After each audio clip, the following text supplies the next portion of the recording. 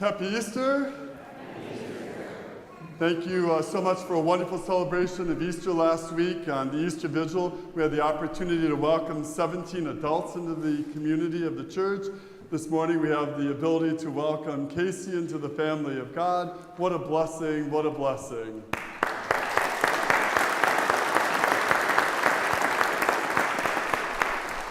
And right after Easter, I zipped down to our mission community for 3.5 days. Now, I have to tell you first and foremost that you had much better weather here than I had in the Dominican Republic. So I dealt with 3 days of rain. You had blue skies, sunshine. I think it was 85, yes? Crazy, right?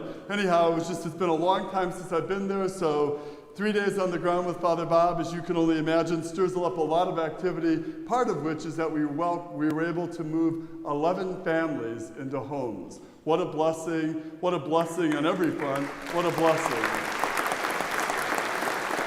And really just a humbling blessing because you are such an important part of really just helping make that possible. So prior to me getting there, there's a process that everybody has to go through, and then ultimately, honestly, I'm like the final interview before somebody gets a house. And so we were in this one home, and home is an overstatement. Very, very, very rugged. Tin shack is even a generous commentary on where this mom and 2 girls lived. And it was just beautifully humbling. You could just tell she was a really, really, really good mom. I mean, they probably had one set of clothes, one set of good clothes. They were as clean could be. The 2 girls were just wonderfully respectful, cooperative. You could just tell, engaged in the conversation. Just a great family, yes?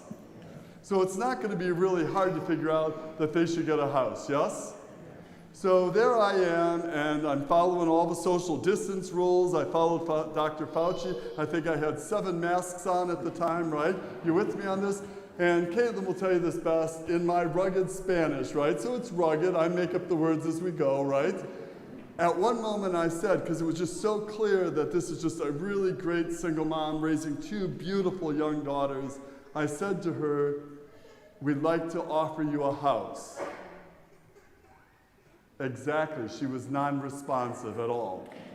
Right? You'd think there'd be a little bit of excitement, and so I'm thinking to myself, it wasn't a really complicated Spanish statement. I think I pulled down 2 of the 7 masks, right? And I said to her, again, in clearer language, stronger voice, "We'd like to welcome you into the community and give you a house." And she stood there. And you could tell there was kind of like a little quiver in her chin. And so just, again, I got a long arm. I gently placed my hand on her shoulder. And what came next was literally, she just started crying uncontrollably. Reminds me of like going out on a date in high school, right?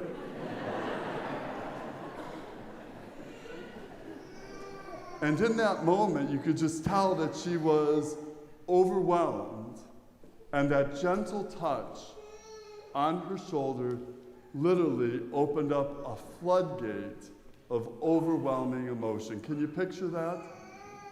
And I really wonder if that's not much more what it was like when Jesus appeared to Thomas. I think Thomas gets a bad rap. I think we call him Doubting Thomas, yes?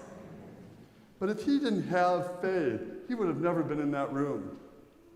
And I wonder more if he just wasn't, so to speak, suspended, somewhat overwhelmed, that God could be so good to him. And ultimately, when he encountered Jesus in that gentle touch, in an overwhelming way, he was not just flooded in an overwhelming way with the care, with the love, with the graciousness of God. That he would be so overwhelmed that Jesus would do this for him and for us. And I believe that that little encounter and the encounter with the woman and her daughters really just gives us a hint of what divine mercy is all about. On this Divine Mercy Sunday, every day, the Lord wants to embrace us, encounter us, touch our hearts, so that not in a fearful, doubtful way, but in an overwhelming, generous love, we can know the care and the compassion of Jesus Christ. That gentle touch gave the woman the freedom to literally unleash a floodgate of emotion. An encounter with Christ should release for us a floodgate in an overwhelmingly wonderful way of God's care, tender care, and compassion for us in our lives. As we come forward first today for communion, each of us will have the ability to touch and encounter Jesus. And as we draw him into our heart, maybe we in our heart could echo the words of Thomas, "My Lord and my God." Secondly, after Mass today, we'll have the opportunity to invite you, Father Andrew and I will invite you to be anointed sacramentally with the holy oil. Think about the tender gesture. It is a way of communicating God's tender, faithful, overwhelming care for you, for me, and for us. And thirdly, to our first reading today, where the community of God worked together, right? So next Saturday, we actually have the opportunity to build the walls of a Habitat for Humanity house in our community. So it's beautiful what we're doing in our mission, yes? Equally beautiful is the ability for us to put walls for a Habitat for Humanity house in our community. We still need some people to help. But next Sunday, when you leave, you'll literally see the house frame in the front parking lot. And I would ask all of us not to be so quick in a hurry, but all of us to sign our name on one of the 2x4s. Can you imagine how touching it will be for that family who's going to receive this home to literally see hundreds, thousands of us signing our name as an expression of our care and our support in the name of the Lord? I couldn't help but think of this beautiful woman with two amazing girls. She stood there in a moment, I'm sure overwhelmed, amazed in that moment, and a gentle touch unleashed a floodgate of emotion.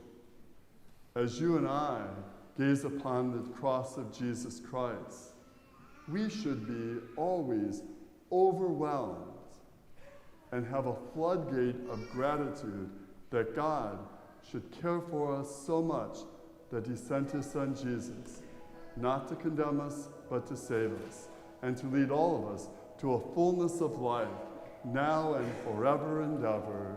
Amen.